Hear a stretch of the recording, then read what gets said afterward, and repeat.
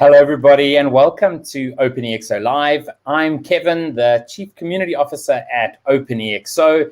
It's really great to be here with you.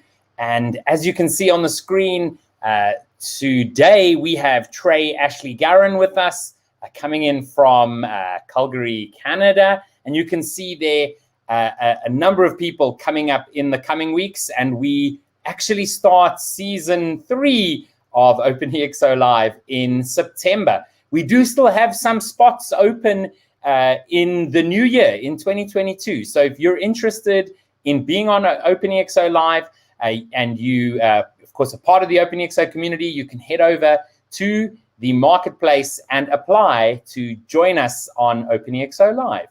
And so before we get Trae up here on stage, I did get some words from some of our community.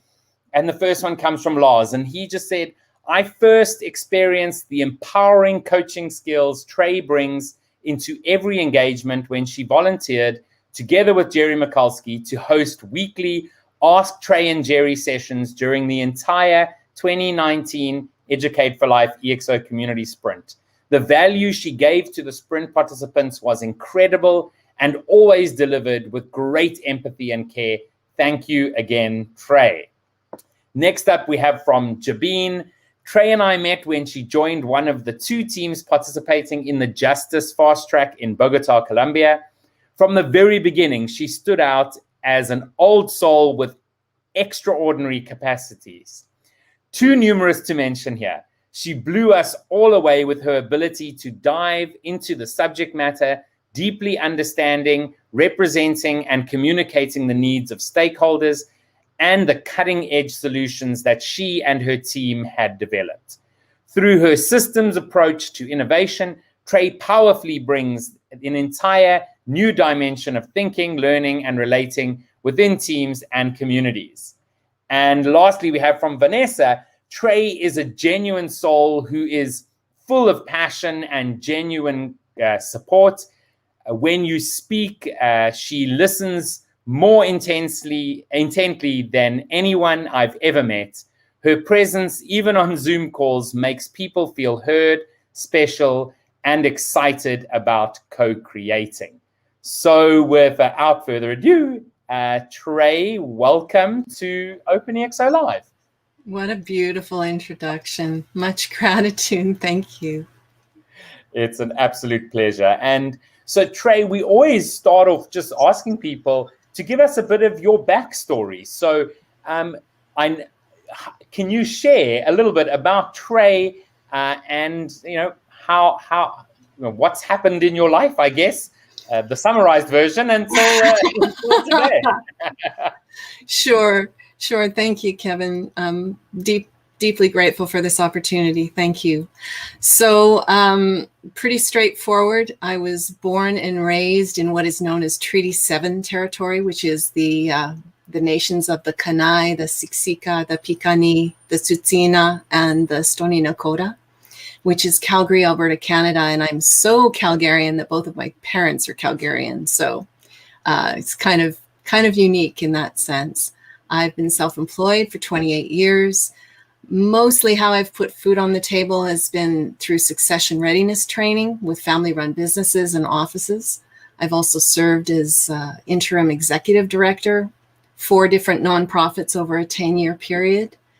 I have been working foundations over 15 years in the brain science arena as a belief repatterning practitioner, and that's all about how the mind works to learn, and over a decade in community development.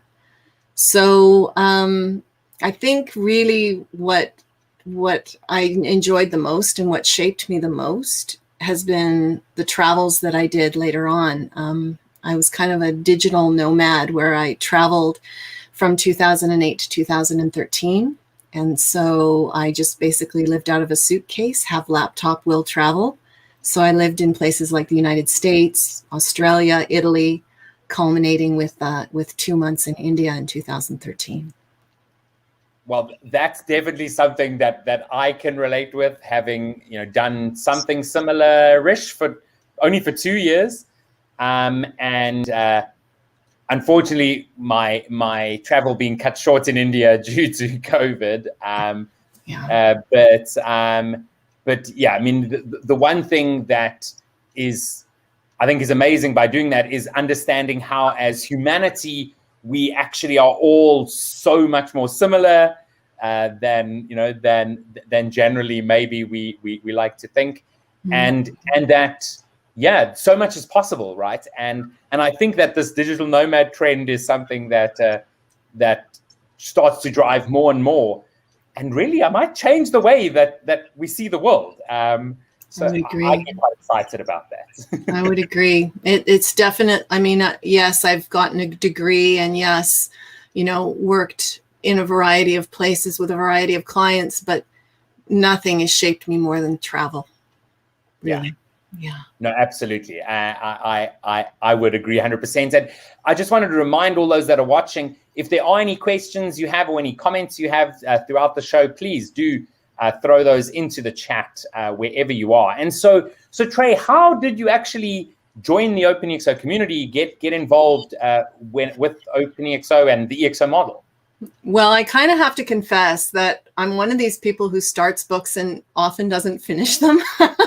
And so I had actually picked up the book Exponential Organizations in 2016 and really didn't finish it. But in 2017, Salim came to Calgary. The Calgary Chamber of Commerce had an event, and I heard Salim speak, and I went, I guess I better finish this book.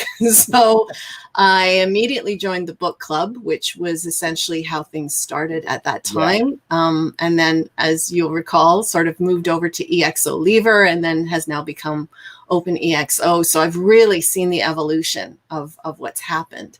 My interest was less on the corporate side and more around citizen-centered work. So, because my interest is more around collective collaboration across industries and interests instead of underneath or inside of an organization. And so when the privilege to participate in Bogota Fast Track came up, it was a no-brainer. It was like, okay, I'm going there. And then, of course, as Large so generously mentioned, being involved in the education track, and then also the ExO Unity Heart and Mind melds that were under Vanessa. So that's really sort of the connection that I have to the work. It's a bit different because I didn't pursue the certification, but deeply resonate with the attributes and the things that the group represents. So, and do you have a personal MTP, and would you mind sharing it? No problem at all. So my MTP is both, it is the exact same one, both personally and professionally, and that is scaling empathy and interdependence. Okay. In terms of the interdependence angle, like what is it that you really looking at there? Well, it's really interesting coming from a brain science perspective and coming from the especially now with COVID and everything, now that we're online, there are certain skills, competencies, capacities that we possess as human beings that often aren't flexed in the work environment.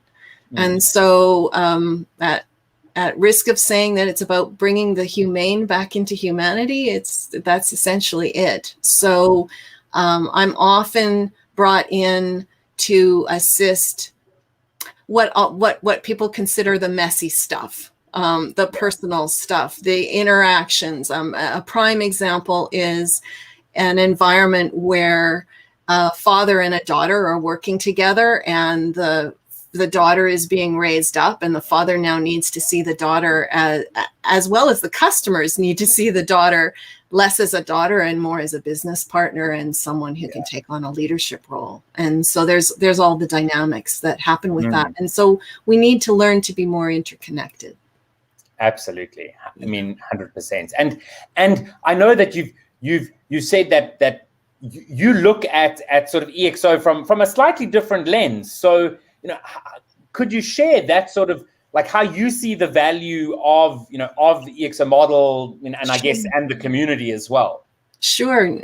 So there's no doubt that OpenExO provides leading edge training and methodology and collaborations. And so if you think about the metaphor of yin and yang, right? It's more of a yang approach. And so I sort of lean more to the yin approach. And so from a brain science perspective, where I come from is that it doesn't really matter what kind of technologies we come up with. If we're not assisting humanity to exponentially adapt, then nothing we do really matters.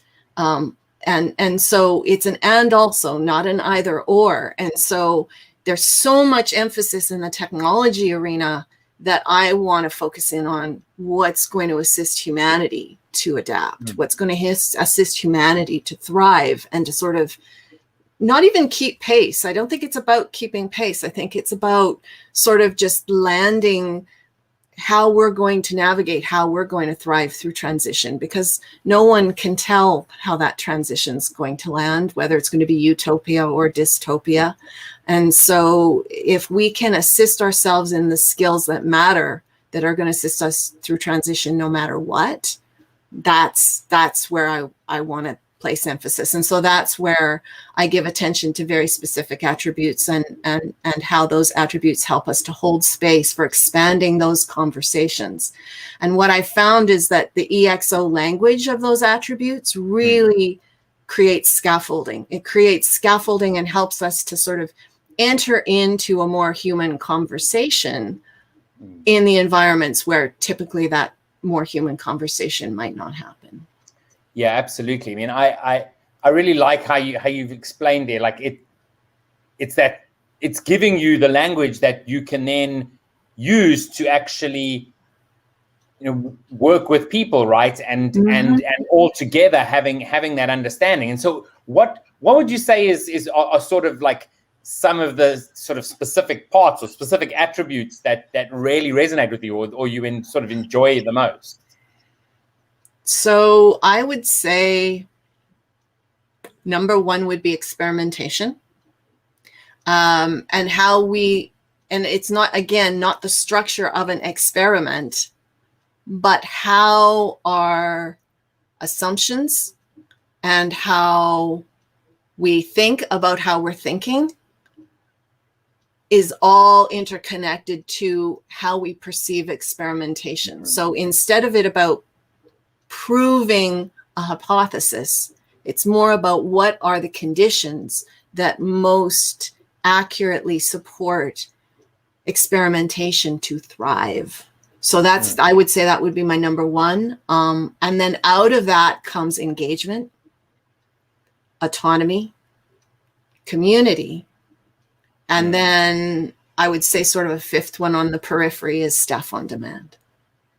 Awesome. I actually earlier today was went and met up with a friend who started a coffee shop a couple years ago, and like, I mean, he comes from no education, was a dishwasher at a coffee shop, worked his way up to a barista, to the manager, and now started his own thing. And we're speaking about the ExO model, right? And how, as a coffee shop, not a digital company, as a coffee shop, he is looking to leverage different attributes. And experimentation is one where his big concern is failure, right?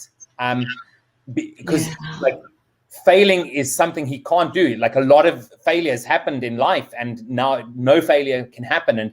And how that's so difficult, and so working with him around the understanding that how good failure can be in moving you forward and experimenting and designing those experiments. Very interesting stuff.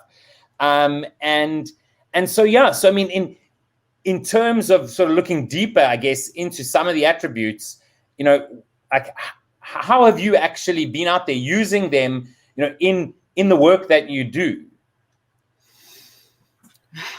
So there's a lot of talk about deep learning inside of exponential technologies, and one of the things that we're noticing, particularly in the regenerative platforms environment, where I've had the privilege of meeting some really amazing people just in the last 6 months, there's this real discussion and conversation about what it really takes to engage in deep listening, right? Or that generous listening, that the listening that bridges heart and mind. And so Winfinity has been just really taking off in terms of facilitating what we call inquiry clusters. And so it really is about individuals putting aside their roles, putting aside their judgments, putting aside their assumptions of what the way things have been or ought to be or should be, and just simply engaging in open inquiry.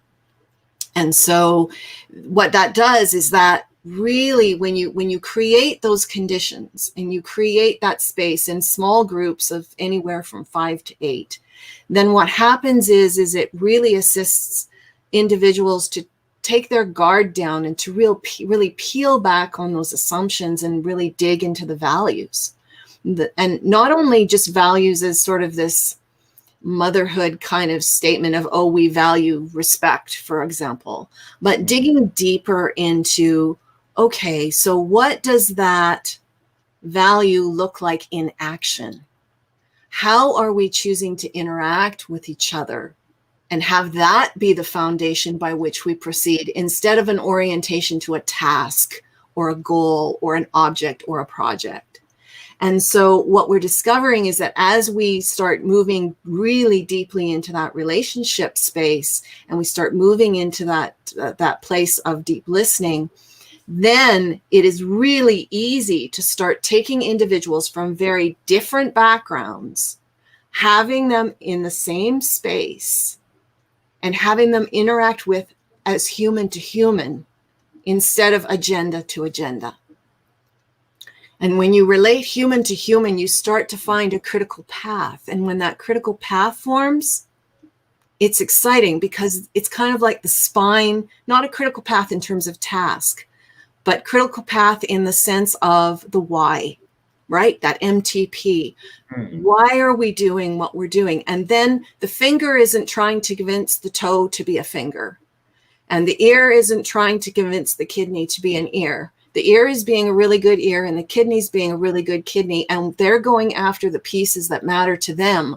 But we all have an understanding of what that core critical path is. And that's the work that we're doing. And it's the most rewarding work I've probably ever done. It sounds, absolutely amazing. And, if I think about what you sort of just explained there, and how you can sort of lay over a lot of exponential thinking, and different attributes on that, allowing for autonomy and for community there, and it really sounds really, really fantastic to hear. And there's we definitely need to understand, especially now, that human aspect of organizations, right? Because it can get so easily lost in everyone's behind the screen. It's interesting because there's so much conversation about solidarity or loyalty to an organization or to a mandate, right? Or to a structure. And we're moving into a place now where if we can start having conversations about what it means to have solidarity as much as sovereignty between us as human beings and across organizational mandates, that it makes all the difference in the world. Absolutely. And so Trae, we've pretty much come to the end of our time. That was quick. Some closing? I know, it's just like the click of a finger and we're done. But any closing thoughts that you may have as we close out today? Okay. I would say that from what I've been seeing, that there's this tendency that we put to have our confidence in what's certain, and we're entering an era now where uncertainty is a constant, right? It is constant. And so there's this real sense of, I have to get certain, and where we're playing in the space of what would it take for us to get more comfortable with uncertainty? What would it take for us to explore the uncertainty? And having the technology assist us, absolutely no doubt, we have that opportunity available to us. But ultimately, what is it going to take for us to cooperate? What's it going to take for us to collaborate and stop competing? And that's the sandbox that I want to play in. So I would just offer up that if that's something that people want to explore more, please reach out. I'm pretty accessible. Anyone who knows me can share that I'm pretty accessible, and so I'm just really grateful for this time, Kevin. Thank you so much for the opportunity to share and to connect. I mean, we keep seeing each other on conference calls, but we've never actually talked face to face, and so I'm super grateful for that. Thank you. Yeah.